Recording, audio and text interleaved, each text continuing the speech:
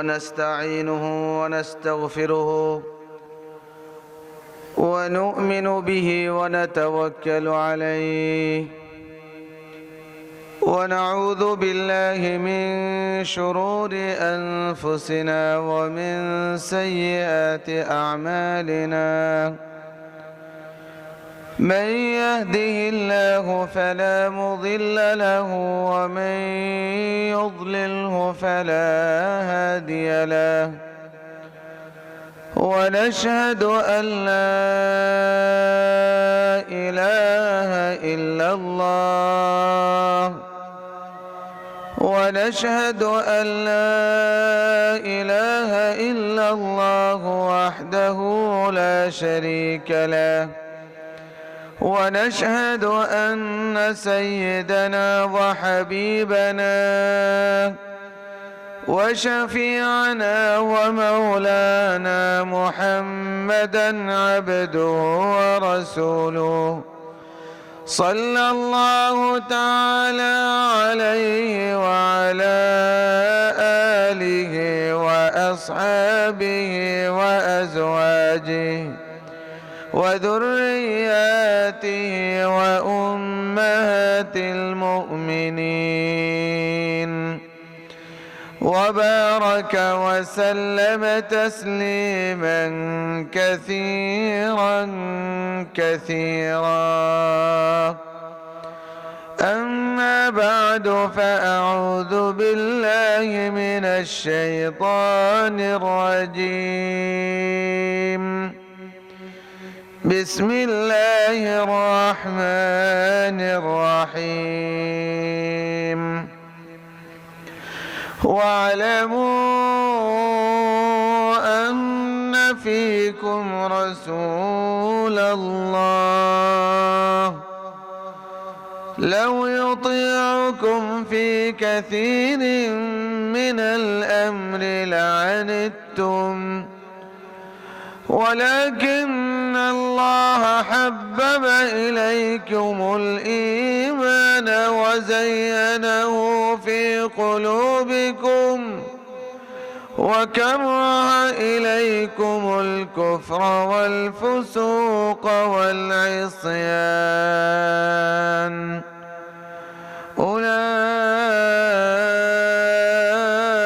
هم الراشدون فضلا من الله ونعمة والله عليم حكيم. وإن طائفتان من المؤمنين اقتتلوا فأصلحوا بينهما فإن بغت إحداهما على الأخرى فقاتلوا التي تبغي حتى تفيء إلى أمر الله فإن فاءت فأصلحوا بينهما بالعدل وأقسطوا إن الله يحب المقسطين. بارك الله لنا ولكم في القرآن العظيم ونفعنا وإياكم بالآيات والذكر الحكيم.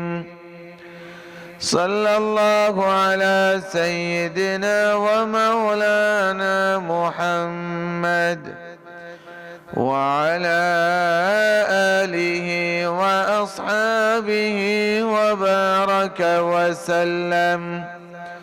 يا رب صل وسلم دائما أبدا على حبيبك خير الخلق كلهم. اللهم بارك لنا في رجب وشعبان وبلغنا رمضان. اللهم بارك لنا في رجب رجب وشعبان وبلغنا رمضان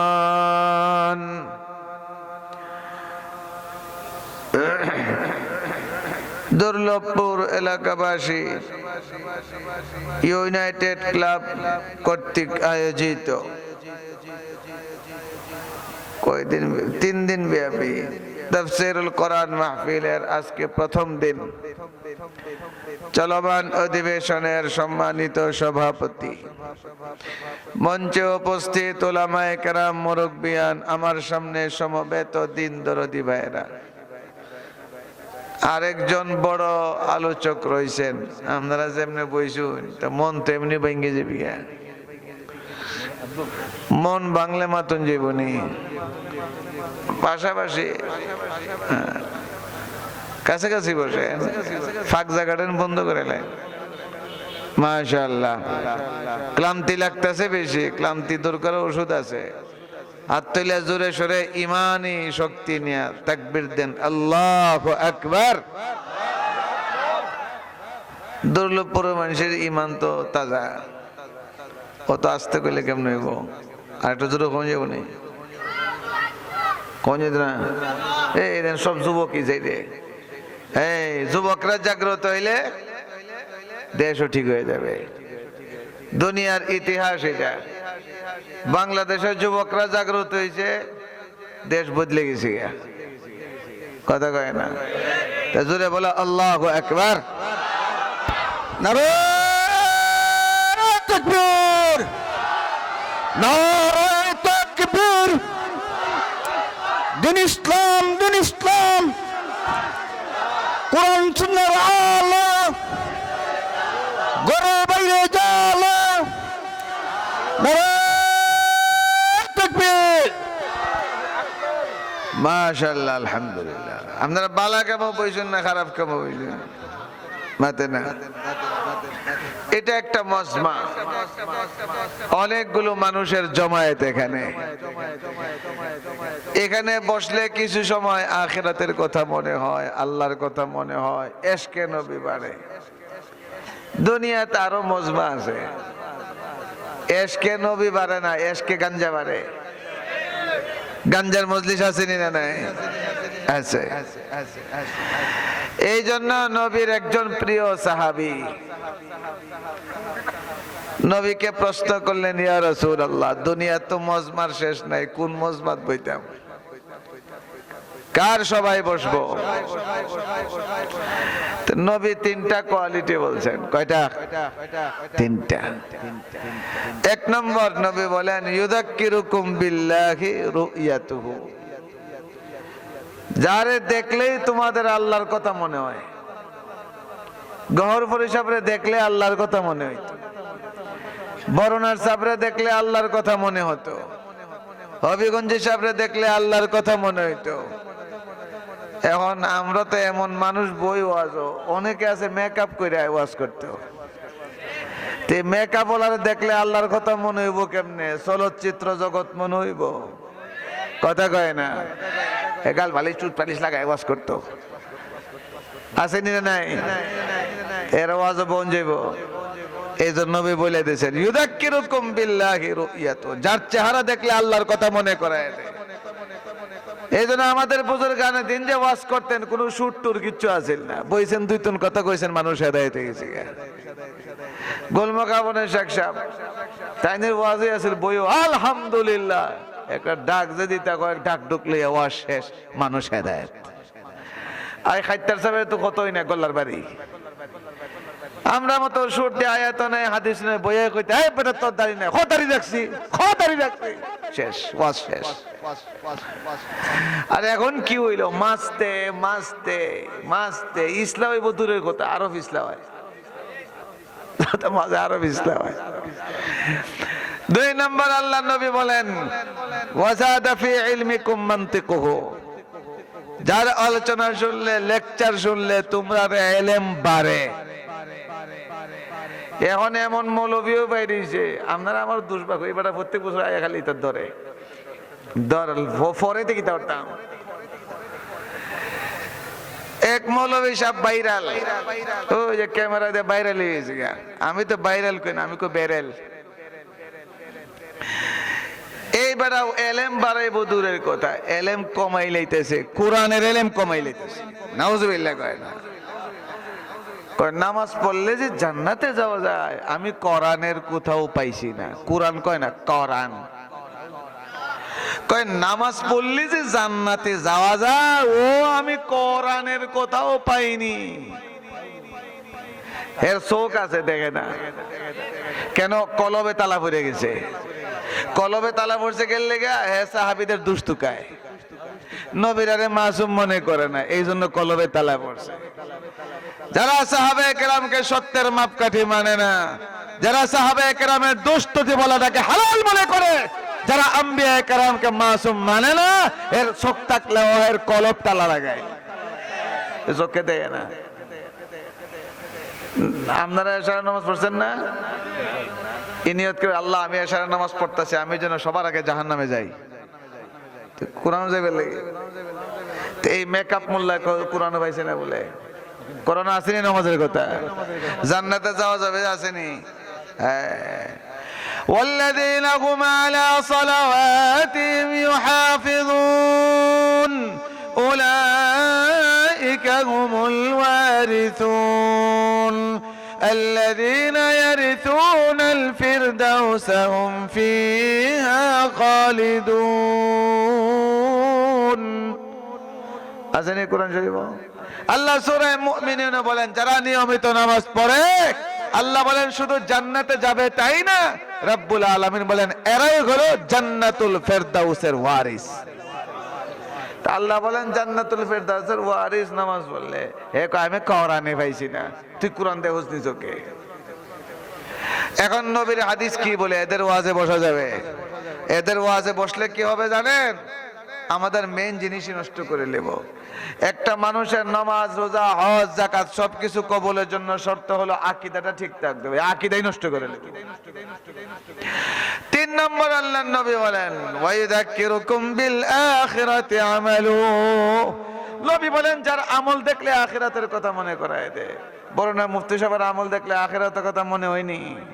বিশ্বাস না হলে রোজা যাইও নেতে গাবো কে দেখুন কেমনে আমল করে। আমাদের বুজুর্গ আনাদিন কেমন আমল করতেন। শেখুল হাদিস জাকারিয়া রাহমাতুল্লাহ আলাইহি রমজানের আগে জুতা বড় করন লাগতো। কেন? নামাজ পড়তে পড়তে পাউডার বড় হয়ে যেত, জুতা লাগতো না। আমার আব্বাজি রহমতুল্লাহ আলাইহি, আমি এখানে আসলে আসলে কথা বলবো কি, আমি আবেগে আপ্লুত হয়ে যাই। কারণ এই মঞ্চে আমি আমার বাবার সাথে আইছি, এখানে সারা জীবনই আইছেন, খুব কমই মিস হয়েছে। তা আব্বাজি রহমতুল্লাহ আলাইহির জীবনের শেষ রমজান, অসুস্থ, দাঁড়াইতে পারেন না, বসতে পারেন না, কিছুক্ষণ দাঁড়াইলে কোমর ব্যথা করে, ছাত্রদেরকে কিছুক্ষণ বইসে পড়ান, কিছুক্ষণ দাঁড়ায় পড়ান, কিন্তু এরপরে রমজানে তাহাজ্জুদে 3 খতম দিছে। ফাদা মিল্লাত আসাদ মাদানী রাহমাতুল্লাহ আলাইহি হাইটা বাথরুমে যাইতে পারতেন না, হুইল চেয়ারে যাইতেন। কিন্তু যখন 20 রাকাত তারাবি আরম্ভ হইতো, আমি নিজে দেখছি, লগে পড়ছি নামাজ দেওবন্দে। সুবহানাল্লাহ, যখন নামাজ আরম্ভ হইতো তারাবি, পুরা 20টা রাকাত তারাবি দাঁড়ায় পড়তে।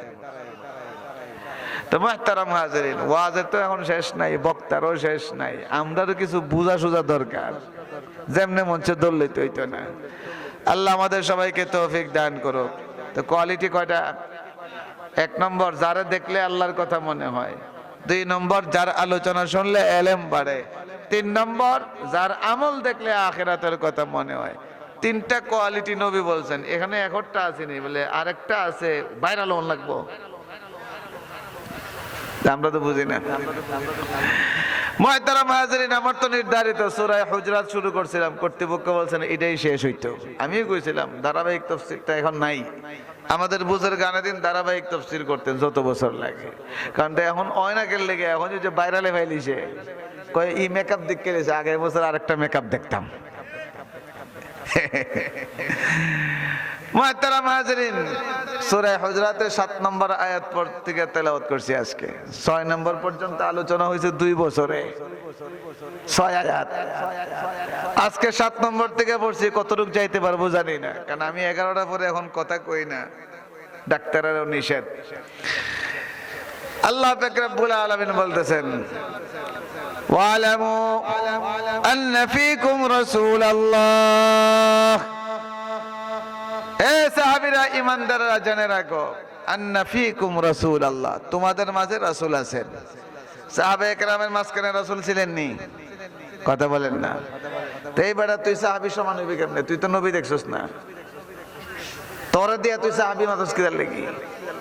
আমরা সমাজে কিছু আছে হেরে নিজের দিয়ে হে সাহাবী মাপে, আমাদেরকে আমরা সাহাবী মাপতে পারবো না। সাহাবী মাপতে হবে তারা আল্লাহর নবী সরাসরি সাকরিত, আম্বিয়ায়ে কেরাম যেরকম ভাবে মাবউস তারাও মাবউস। আল্লাহ পাক রব্বুল আলামিন ঈমান কবুল হওয়ার জন্য সাহাবায়ে কেরামকে মাপকাঠি বানাইছেন। আল্লাহ বানাইছেন ঈমানের মাপকাঠি সাহাবীদেরকে। হে সত্যের মাপকাঠি মানতে রাজি না, তোর ভিতরে তো খালা কিতা লাগে।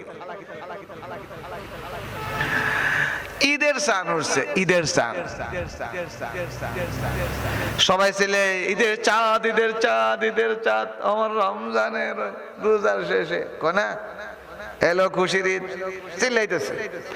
আরেক বুড়া চাচা আইছে, কই কোনানো চান, আমার তো চোখের পাওয়ার কম, দেখা রে দেখা যায়, কই চান কই?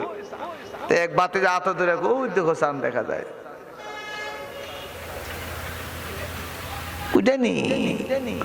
ও চান তো উঠছে ঠিক, ওই এবারের চান বালা না। এটা কিতে হইছে রে চাচা, চান বালা না? চান আবার বালা না হয় কেন? এবারে চান্দ পায়খানার গন্ধ, চান্দ বুঝি পায়খানার গন্ধ। বাতে যে একটা চালাক দৌলতপুর বাড়ি, রাস্তার কিনারে বাড়ি ঘর, মানুষ দেখে চালাক সুতন নানি, ও চাচা চান্দ আবার পায়খানা গন্ধ থাকতো কিতার লেগে? আর চান্দ যদি পায়খানা থাকে অত দূর থেকে গন্ধ আইব কেমনে? তোমার আটটা একটু দিক কেলাই, এত দূর থেকে হাতের মধ্যে পায়খানা লাগায়।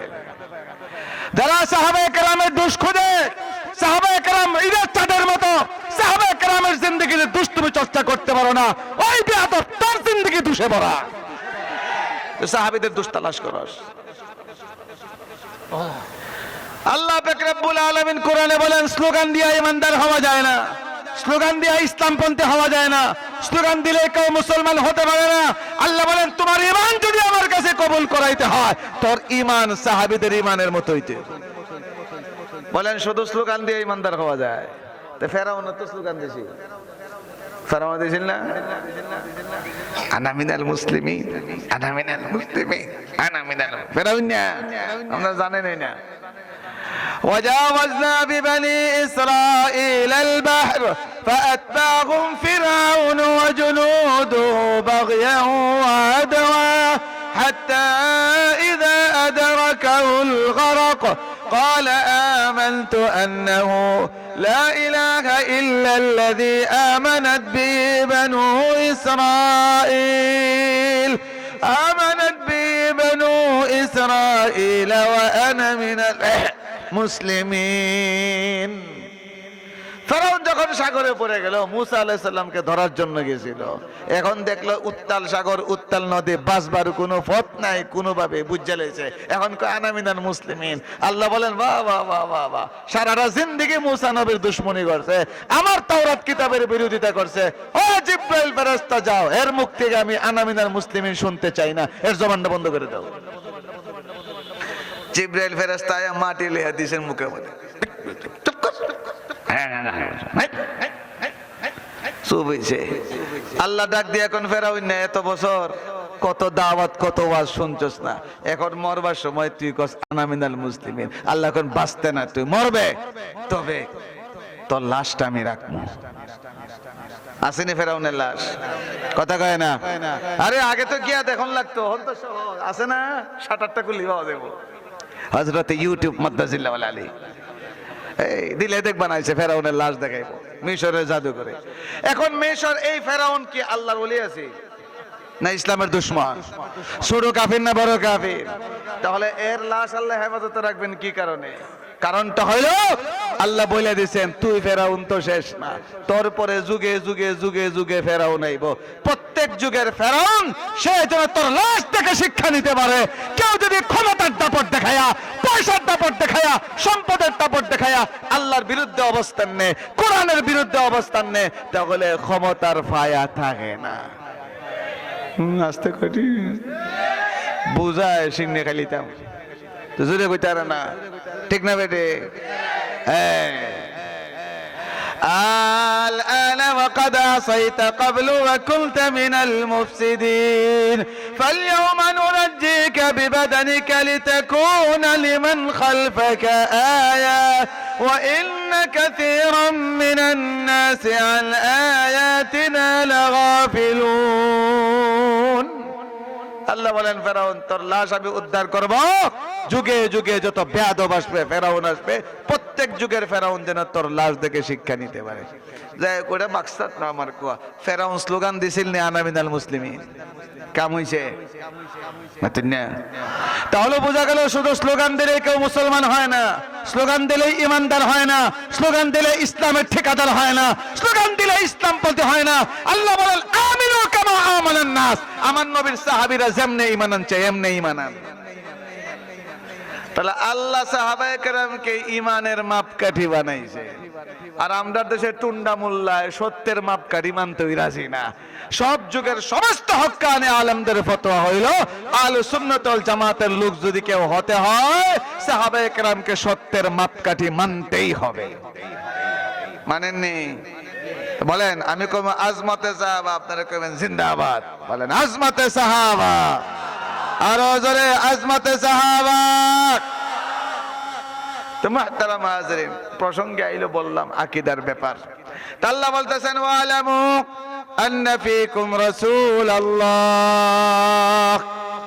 সাহাবীরা শুনে রাখো তোমাদের মাঝে রাসূল আছেন আন্না ফীকুম রাসূলুল্লাহ لو يطيعكم في كثير من الأمر لعنتم ولكن الله حبب إليكم الإيمان আল্লাহ বলেন নবী তোমাদের কাছে মাঝে মাঝে পরামর্শ চান নবী সাহাবাদেরকে নিয়ে পরামর্শ করতেন আর আমরা বাংলাদেশে কোন রকম যদি খালি সভা হইতে হইতে আর পরামর্শ লয় না আমি যেটা বসি দুই কথা কয় না বাংলাদেশের পরিস্থিতি এটা যে খালি বইতে পারে একবার আর কের পরামর্শ শুনতে রাজি না আলেমদের পরামর্শ শুনতে রাজি না ইমামের পরামর্শ শুনতে রাজি না মুফাসসির মুহাদ্দিসদের পরামর্শ শুনতে রাজি না হক্কানি বক্তাদের পরামর্শ শুনতে জানি না হায় হায় বাংলাদেশে আগামী দিনে এমন পরিবেশ করতে হবে কেউ যদি ক্ষমতার মস্তকে বসে টিকতে চায় আলেমদের পরামর্শ নিয়ে রাষ্ট্র চালাতে হবে কেউ যদি আলেমদের পরামর্শ শুনে তাহলে তোমাদের শিক্ষা নেওয়া অতীত থেকে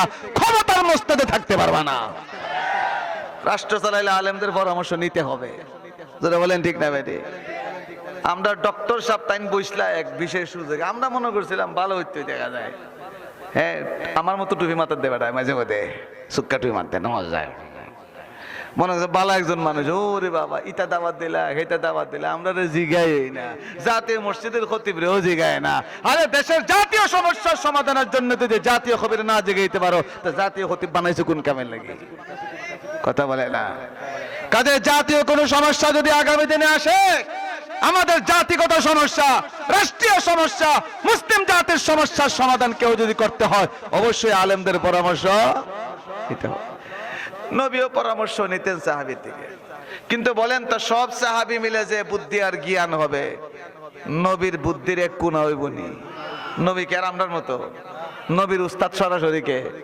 আল্লাহর সাথে কানেকশন বিমান যেরকম ভাবে রাডারের সাথে কানেকশন থাকে নবীর কানেকশন সব সময় আল্লাহর সাথে কিন্তু নবী এর পরামর্শ করতেন কেন আমাদেরকে শেখানোর জন্য যে কোনো কাজ করলে পরামর্শ করে করা বরকত কিন্তু সাহাবায়ে কেরাম যদি কোনো পরামর্শ দিয়ে বাধ্য করেন নবীরে এটা তো ঠিক না এইজন্য আল্লাহ সাবধান করে দিতেছেন সাহাবায়ে কেরামকে ও সাহাবীরা তোমাদের মাঝে নবী যেহেতু আছেন কোনো পরামর্শ তোমরা দিতে পারো ভালো হলে নবী গ্রহণ করবেন কিন্তু অধিকাংশ ক্ষেত্রেই তোমরা তোমাদের পরামর্শ গ্রহণের জন্য নবীকে চাপ দিও না কারণ নবী যদি তোমাদের পরামর্শ শুনে ফেলেন বেশি বেশি তাহলে এমন কাণ্ড ঘটবে যে তোমরা নিজেরাই ক্ষতিগ্রস্ত হবে নিজেরাই লজ্জিত হবে এই কথাটা বুঝাইতে গেলে সামনের আয়াতে শানে নজুলটা আবার বলতে হবে এর আগের আয়াতটা পিছনের আয়াত এটা গত বছর আলোচনা করে ফেলছি কিন্তু আমার নিশ্চিত বিশ্বাস আপনারা মনে নাই মনে যদি থাকতো আমরা ওয়াজ করি আমরাই মন তাই না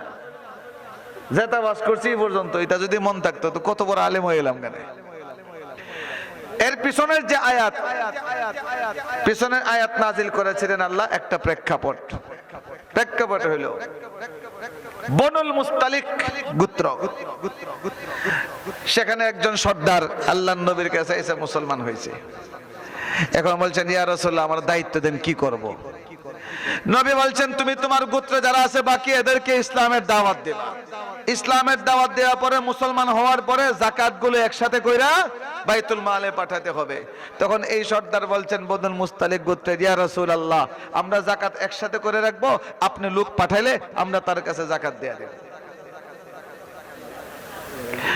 রাসূল করিম সাল্লাল্লাহু আলাইহি সাল্লাম যখন যাকাত আনার সময় আসলো, একজন সাহাবীকে দায়িত্ব দিয়েছেন, ওনার নাম হলো ওয়ালিদ ইবনে উকবা। ওনাকে নবী দায়িত্ব দিয়ে পাঠাচ্ছেন, তুমি যাও বনুল মুস্তালিক গোত্রে, ওখান থেকে যাকাতের পয়সাগুলো নিয়ে আসবা।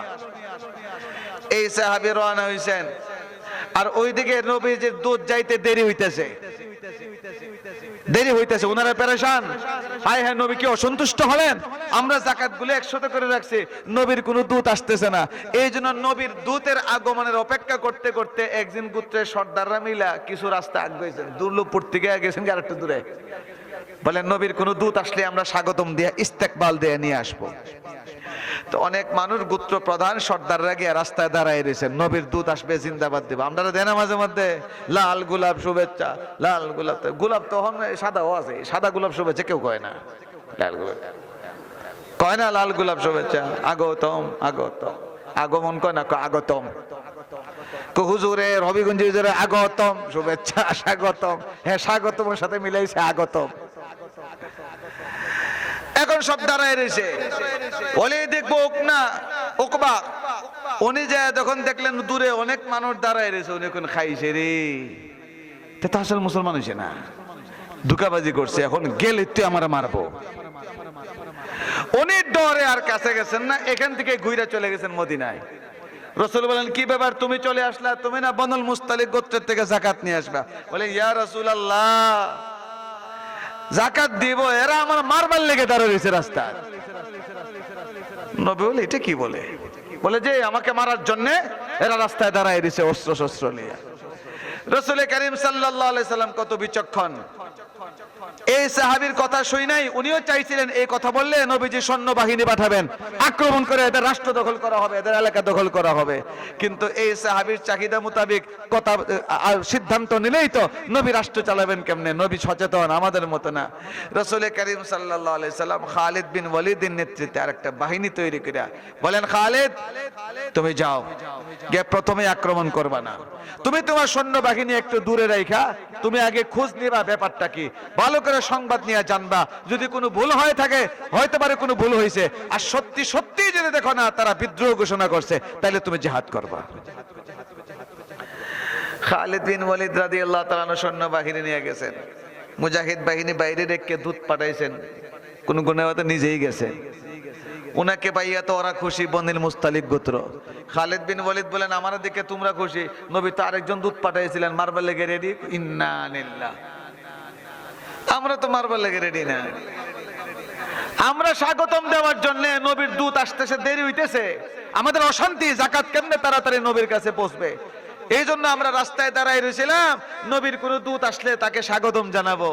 উনি না বুঝে গেছেন গা। খালিদ বিন ওয়ালিদ বলেন, উনি তো কইছেন তোমরা মারবার লেগে রেডি, ইন্না লিল্লাহ। সাথে সাথে সর্দাররা সরাসরি চলে আসছেন মদিনায়, এসে বলেন, ইয়া রাসূলুল্লাহ, আমাদের ভিতরে এই নিয়ত নাই, আমরা মারার জন্য না, আপনার কথা মোতাবেক আমরা আগেই তো যাকাতের পয়সা জমা করেছি, আমরা আপনার দূতের অপেক্ষায় ছিলাম, কেউ আসলো না। তখন ভুল ভাঙছেনি। এখন বলেন, এই সাহাবীর কথা শুই নাই যদি নবী আক্রমণ করে ফেলতেন, তখন কি অবস্থা হইতো? আমরা দেশে কিছু জামাই আছে এইরকম, বউয়ের কথাই মার বিরুদ্ধে জায়গা, আমার কথা কয় না, যাচাই করে না, বাছাই করে না।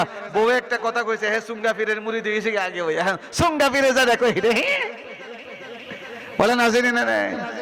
আবার অনেক পুরুষ আছে তার মার কথা এমন ভাবে বিশ্বাস করে, তার মারটা হাসা না বউয়েরটা হাসা, যাচাই করে না। যারা যাচাই ছাড়া সিদ্ধান্ত নেয়, মা এক কথা কইছে, সত্যি মিথ্যে বউরে গিয়ে তোরে তালাক, তোর দাদিরে তালাক, তোর নানিরে তালাক, যা তালাক দিয়ে পরে আইব মাথা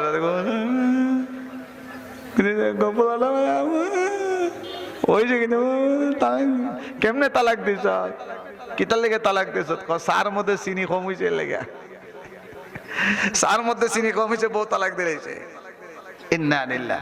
তা আল্লাহ পাক রব্বুল আলামিন সাহাবায়ে কেরামকে শিখিয়ে দিয়েছেন, সুবহানাল্লাহ। আলাইকুমুল ঈমান ওয়া যায়্যানাহু ফি কুলুবিকুম ওয়া কাররাহা ইলাইকুমুল কুফরা ওয়াল ফুসুকা ওয়াল ইসয়ান।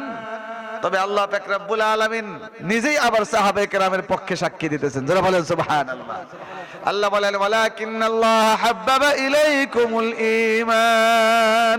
তবে আল্লাহ পাক রব্বুল আলামিন তোমাদের মাঝে, তোমাদের অন্তরে ইসলামের ভালোবাসা আল্লাহ তৈরি করে দিয়েছেন। ওয়ালাকিন্নাল্লাহ হাব্বাবা ইলাইকুমুল ঈমান। সাহাবায়ে কেরামের কাছে জান্নাতের নিয়ামত, জান্নাতের নিয়ামতের চেয়ে নবীর প্রতি ভালোবাসা বেশি। জোরে বলেন ঠিক না ঠিক?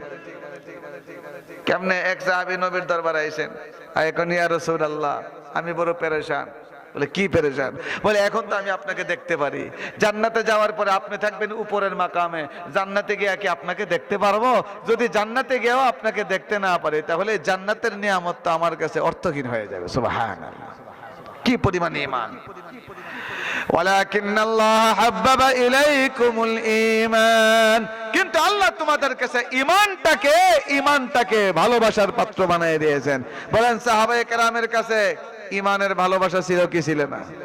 আর জোরে, দুনিয়ার টাকার চেয়ে, দুনিয়ার সম্পদের চেয়ে, দুনিয়ার নেতৃত্বের চেয়ে সাহাবায়ে কেরামের কাছে ঈমানের ভালোবাসা ছিল বেশি। হযরত আব্দুল্লাহ ইবনে হুযাফা রাদিয়াল্লাহু তাআলা আনহু, উনাকে বন্দী করছে রোমের শাসক। বন্দী করে কয়, আব্দুল্লাহ তুমি বড় বীর বাহাদুর যোদ্ধা, মুহাম্মাদের অনুসরণ করতা, মুহাম্মদ তার দুনিয়ায় নাই, মুহাম্মাদের ইসলাম আগামী দিনে থাকবে না, কাজে তুমি এক কাম করো, তুমি আমার দলে চলে আসো, খ্রিস্টান হয়ে যাও। যদি তুমি খ্রিস্টান হও তাহলে তোমাকে সেনানায়ক বানাবো, তোমাকে সম্পদ দেব, প্রয়োজন পড়লে আমার সুন্দরী কন্যা তোমার কাছে বিয়া দেব। আব্দুল্লাহ ইবনে হুযাফা রাদিয়াল্লাহু তাআলা আনহু বলেন, আমরা দেশে কয় না কেউ বেল আসেনি।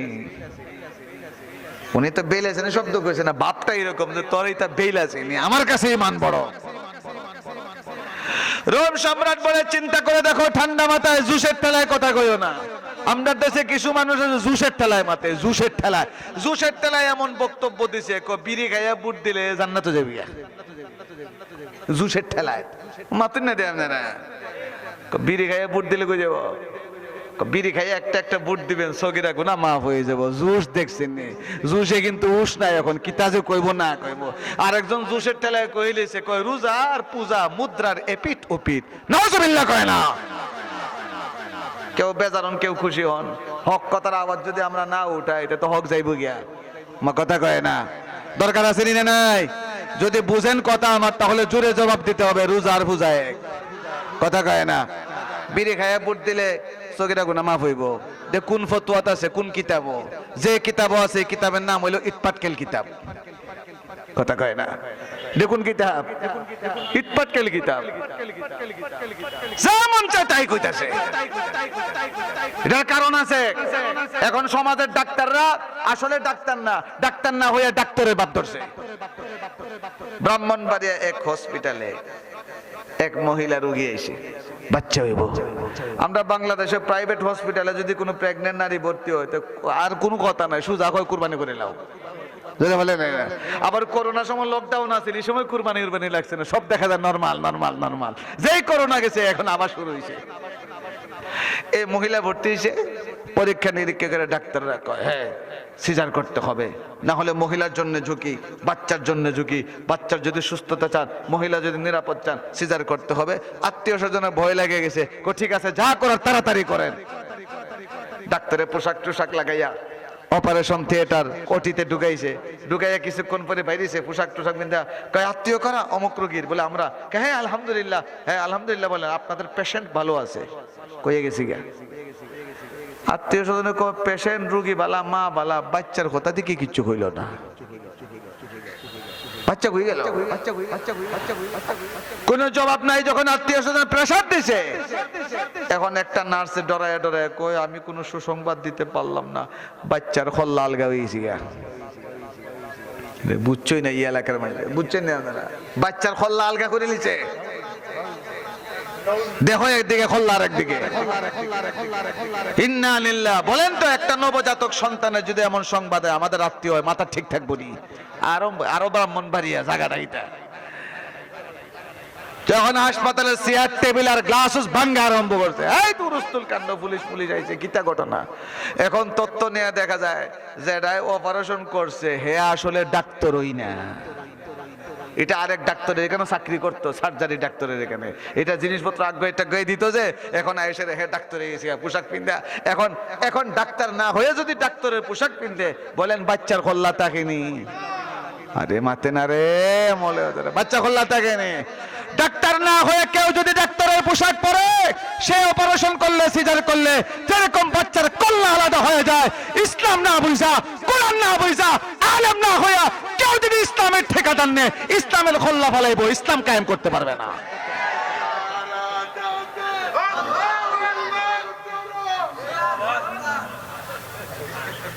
আন্না দুইবার কইলে টাকা দিতাম না। বলেন আলহামদুলিল্লাহ। তো মুহতারাম হাজিরিন, আল্লাহ পাক রব্বুল আলামিন সাহাবায়ে কেরামকে বলতেছেন, তো হযরত আব্দুল্লাহ ইবনে হুযাফা রাদিয়াল্লাহু তাআলা আনহু উনি বলেন, কোন বেল আসেনি তোমার কি সম্পদ দিবা? সারা দুনিয়ার সম্পদ দিলেও তো ঈমানের মোকাবেলা হবে না। এখন রোম সম্রাট কয়, তোমার সুযোগ দিলাম, ঠান্ডা মাথায় চিন্তা করো। বেশ কয়েকদিন রাজকীয় মেহমান হিসাবে রাখছে ওনাকে। এরপরে বাদশাহ আবার তার সামনে হাজির করে, আব্দুল্লাহ আমি যে প্রস্তাব দিছিলাম কি চিন্তা করলা?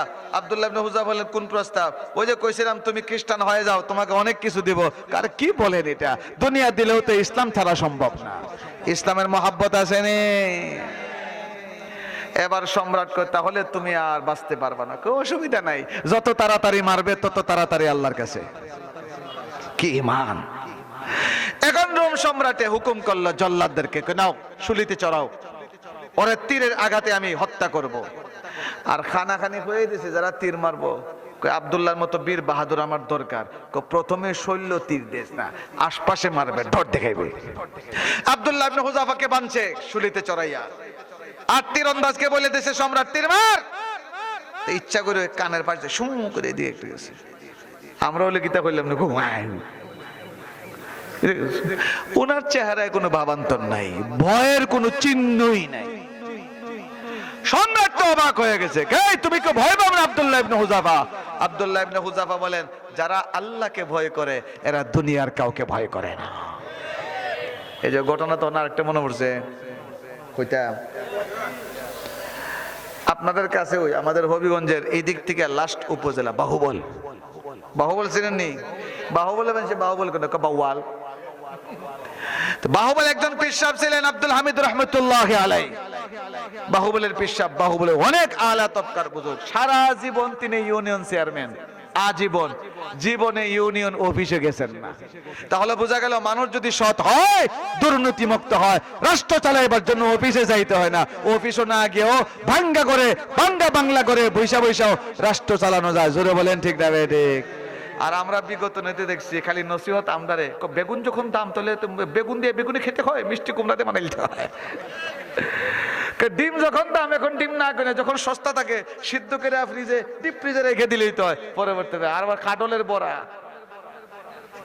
তারপরে কাটলের বার্গার, কত কত নসিহত শুনছি। ওরে বাবা, 5 আগস্ট দেখা যায় বঙ্গভবনে ফ্রিজ থেকে খালি মুড়া মুড়া ইলিশ মাছ বাইরে হয়। আর আজকে দেখলাম রিপোর্ট, যে হোটেল থেকে খাওয়া নাই তো 2.5 কোটি টাকা বাকি রেখে বাকছই, 2.5 কোটি। আর নসিহত খালি আমদারে। হ্যাঁ, আব্দুল হামিদ সাহেব রহমতুল্লাহ আলাইহি ইউনিয়ন অফিসে যাইতেন না উনি, অথচ সারা জীবন চেয়ারম্যান। তো ওনার কিছু কারামত ছিল। একবার ওনার বাড়িতে রাতের বেলা নাইকল চুরাইছে। নাইকল চুর মনে মৌলভীবাজার নাই মনে আছে? সুবহানাল্লাহ, অত্যন্ত ভদ্র হওয়ার আল্লাহওয়ালা মানুষেরা। এরা বুজুর্গানের দিন না, আমরা মানুষকে বুজুর্গানের দিন। আর যারা নারিকেল চুরি করে এরা হলো সব বুজুর্গানের রাইত। আয়ার নারকেল গাছে উঠছে, একটারে তুলছে নারকেল গাছে, বাকিগুলো নিচে দাঁড়ায় রয়েছে। এটাকে উঠে যে খালি আত দিছে নারকেলে, এখন আত ছুটে না লেগে রয়েছে।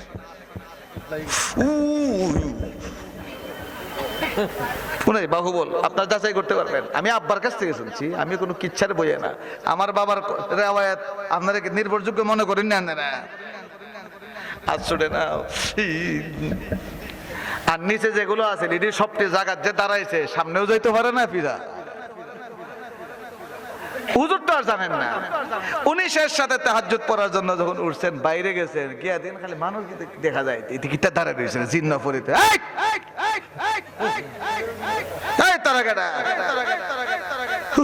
দৌড়ে আইসা সব টিফাও ধরছে, হুজুর মাফ করে দেন। আরে কিতাব মাফ কর, তোরা কেডা ও তোরাইতে গেল? হুজুর আমরা নাইকল শরীতে ইসলাম নিশত নি নারিকেল। হুজুর ফাও লাগিয়ে গেছি লড়ে না। আর যেটা গাছ উঠছিল বুজুর্গানের রাইট আত ছুটে না,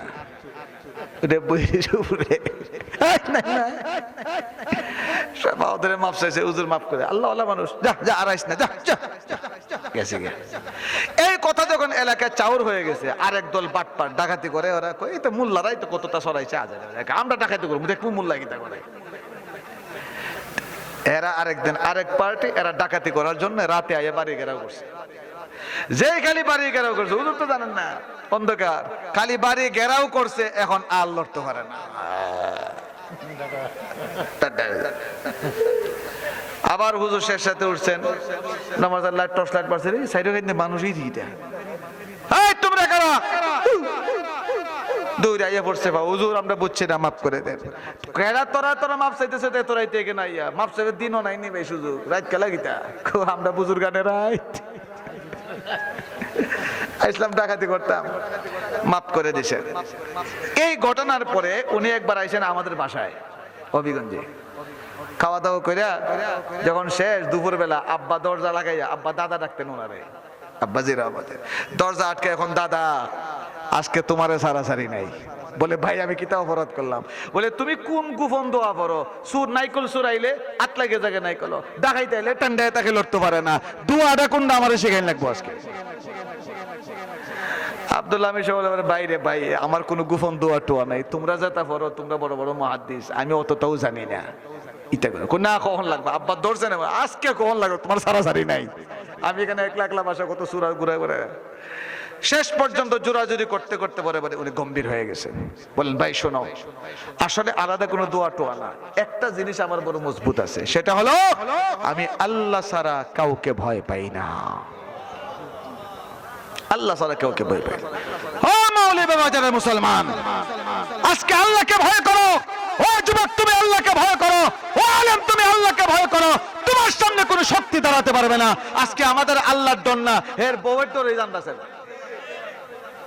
বউ ডরাই না আসেনি ভাবলি, হ্যাঁ সিল্লাত গায়ে দাঁড়িয়ে রেখে কি সুন্দর, আহ মাশাআল্লাহ, ফাকরি লেগে নামাজও যায়, এক সপ্তাহ পরে দাঁড়িয়ে উড়ি নাই, এবারে তুই তো দাঁড়িয়ে গেল কই খো আমারে খো খুজুর, আমার বউয়ে বালা পাই না, এর বউয়ের খান্দায় দাড়ি ফালাই দিছে।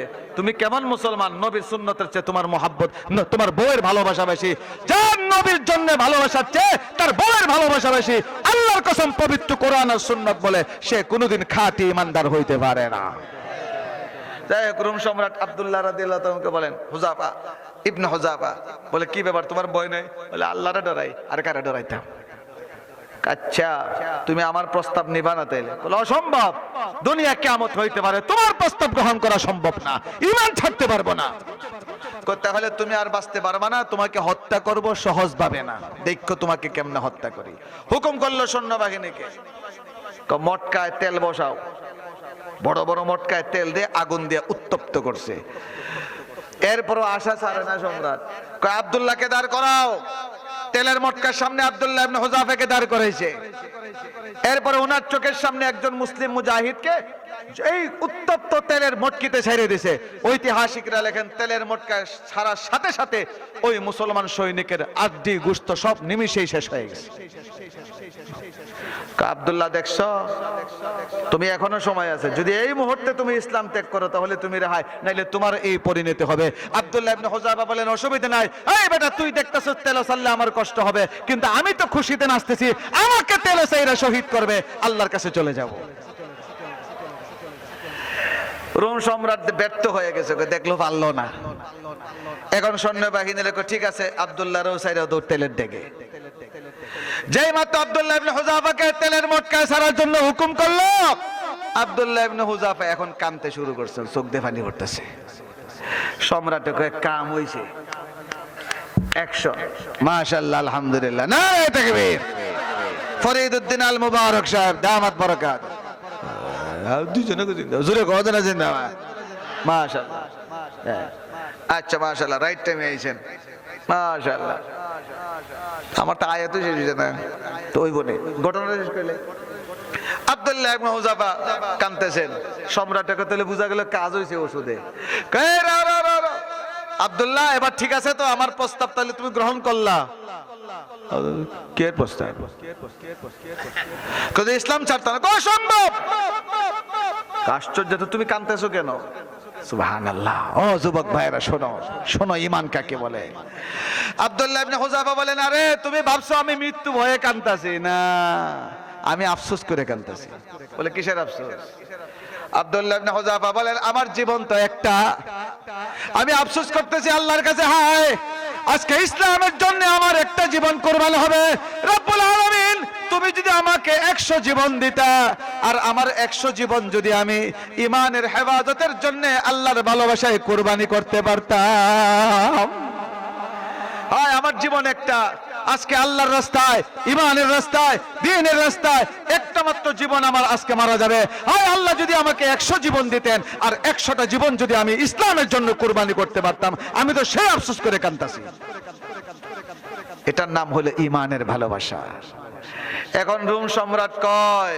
এই রকম বিশ্বাসী মানুষ যেই দলে যেই মতবাদে থাকবে এদেরকে কেউ পরাজিত করতে পারবে না আব্দুল্লাহ তুমি একটা কাম যদি করো তাহলে আমি তোমারে মুক্তি দিয়ে দেব বলে কি কাম তুমি আমার কপালে একটা চুমা খাও এখন এতক্ষণ মারবার জন্য চেষ্টা এখন কি কয় তুমি আমার কপালে একটা চুমা দাও কোন কোন রিওয়ায়াতে আছে উনি বলছে আমি তোমার কপালে চুমা দেই ফরিদউদ্দিন আল মুবারক সাহেব ভালো বলতে পারবেন আমার কাছে দুইটা রিওয়ায়াত আব্দুল্লাহ ইবনে হুযাফা এবার সুযোগ পাইছেন সুবহানাল্লাহ কেরাম এটাই সাহাবায়ে কেরামের আখলাক হ্যাঁ হ্যাঁ হ্যাঁ মুহাম্মাদুর রাসূলুল্লাহ ওয়াল্লাযীনা মাআহু আশিদ্দাউ আলাল কুফারি রুহামাউ বাইনাহুম আল্লাহ বলেন সাহাবায়ে কেরামের আখলাক সুবহানাল্লাহ এরা কাফেরদের বিরুদ্ধে কঠোর আর নিজেদের ঈমানদারদের বিরুদ্ধে বলে রহমওয়ালা দিলওয়ালা আব্দুল্লাহ ইবনে হুযাফা চিন্তা করলেন সুযোগ যখন পাইছি তা আর একটু চেষ্টা করি উনি বলেন আমারে একলা মুক্তি দিলে হইতো না আরো যত মুসলমান বন্দী আছে সবরে ছাড়ন লাগবে রাজি হয়ে গেছে সম্রাট ঠিক আছে কথা আমার কপালে চুমা দাও আব্দুল্লাহ ইবনে হুযাফা চুম্বন দিলেন সাথে সাথে রোম সম্রাট ওনাকে আরো যত মুসলমান মুজাহিদ বন্দী আছিল সবাইকে মুক্ত করে দিয়েছেন যেরকম সুবহানাল্লাহ উনি যখন গিয়ে হাজির হইলেন হযরত উমর রাদিয়াল্লাহু তাআলা আনহুর সামনে বিস্তারিত ঘটনা বললেন হযরত উমর বলেন যে আব্দুল্লাহ একটা চুমার মাধ্যমে আমার মুসলিম মুজাহিদদেরকে মুক্ত করেছে সারা বিশ্বের মুসলমানদের উচিত আব্দুল্লাহর কপালে চুমা দেওয়া সবার আগে আমি দিতাছি কইয়া হযরত উমর কপালে চুমা দিলেন এখন কি বুঝলেন এতক্ষণ আব্দুল্লাহ ইবনে হুযাফার অন্তরে ঈমানের ভালোবাসা আসেনি দেয়া দিবেন কে ওয়ালাকিন আল্লাহ হাব্বাবা ইলাইকুমুল ঈমান আল্লাহ বলে ও নবীর সাহাবীরা তোমাদের অন্তরে তোমাদের মাঝে আল্লাহ পাক রব্বুল আলামিন ঈমানের ভালোবাসা দেয়া দিয়েছেন যেরকম সুবহানাল্লাহ ولكن الله حبب إليكم الإيمان وزينه في قلوبكم সাথে সাথে রব্বুল আলামিন সেই ঈমানটাকে তোমাদের অন্তরে সাজায় দিয়েছেন সুশোভিত করে দিলেন ওয়াযায়্যানাহু ফি কুলুবিকুম ওয়া কাররাহা ইলাইকুমুল কুফরা ওয়াল ফুসুকা ওয়াল ইসয়ান যেরকম ভাবে তোমাদের মাঝে আল্লাহ ঈমানের ভালোবাসা দিবেন পাশাপাশি আরো বিপরীত জিনিসটাও দিবেন ওয়া কাররাহা ইলাইকুমুল কুফরা কুফরিটাকে আল্লাহ তোমাদের কাছে মারাত্মক অপছন্দনীয় করে দিয়েছেন বলেন সাহাবায়ে কেরামের কাছে কুফরিটা পছন্দ ছিল না অপছন্দের ছিল ওয়াকাররাহা ইলাইকুমুল কুফরা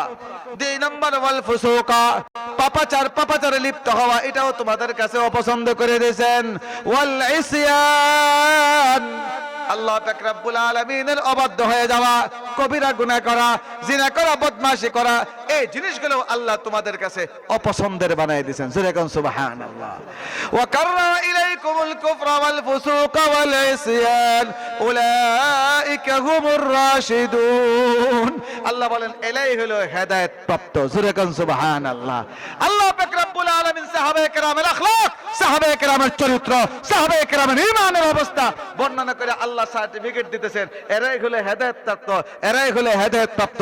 আর আমরা বাংলাদেশে কিছু টুন্ডা মৌলবী ১৫০০ বছর পরে আইয়া সাহাবীদের সমালোচনা খুঁজা বাইর করে। আল্লাহর কসম, যারা সাহাবায়ে কেরামের সমালোচনা করে, সাহাবীদের সমালোচনাকে হালাল মনে করে, আহলুস সুন্নাত ওয়াল জামাতের কোন মানুষ তাদের সাথে বন্ধুত্ব করতে পারে না, তাদের সাথে বন্ধুত্ব করতে পারে না। আরো জোরে। মাত্র এক আয়াত পড়লাম, এক আয়াত পরে 1 ঘন্টা গেছে গা, চলতনি এখন না। আগামী বছর এটা ধারাবাহিক চলবে ইনশাআল্লাহ। আয়াত নম্বর মনে রাখবেন, 7 নম্বর আয়াত পড়ছি, এটার আলোচনা করছি। আল্লাহ আমাদের সবাইকে আমল করার তৌফিক দান করুক, বুঝার তৌফিক দান করুক, সবাই বলেন আমিন। ইউনাইটেড ক্লাবকে আমার অন্তরের গভীর থেকে ধন্যবাদ জানাচ্ছি, ওনাদের খেদমতকে আল্লাহ কবুল করেন, ভবিষ্যতে আরো বেশি বেশি কোরআনের খেদমত করার তৌফিক দান করেন। আসসালামু আলাইকুম ওয়া রাহমাতুল্লাহি ওয়া বারাকাতুহু।